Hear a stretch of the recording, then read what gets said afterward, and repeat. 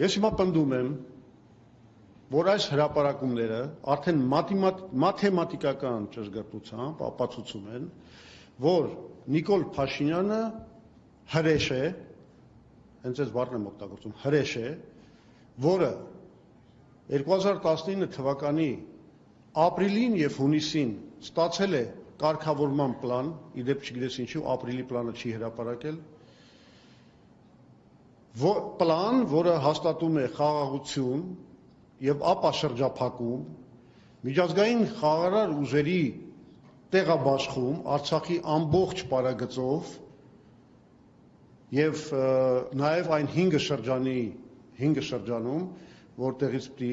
հայկական ուժերը դուրս գային, եւ մենք ստանում ենք խաղաղություն, պահպանելով ամբողջ Արցախը, Քելբաջարը եւ Լաչինը։ Բայց նա մերժել է այս պլանը եւ ընդհանրապես բանակցությունները, այդ մերժումով մարտահրավեր է նետել ոչ միայն Ադրբեջանին, այլ նաեւ ամբողջ միջազգային հանրությանը եւ առաջին հերթին Մինսկի խմբի համանախագահ երկրներին, Միացյալ Նահանգներին, Ֆրանսիային եւ Ռուսաստանին։ Եվ ըստ էության նա լեգիտիմացրել է այս մերժումով, բանակցություններից հրաժարումով Ադրբեջանի ագրեսիան կամ պատերազմի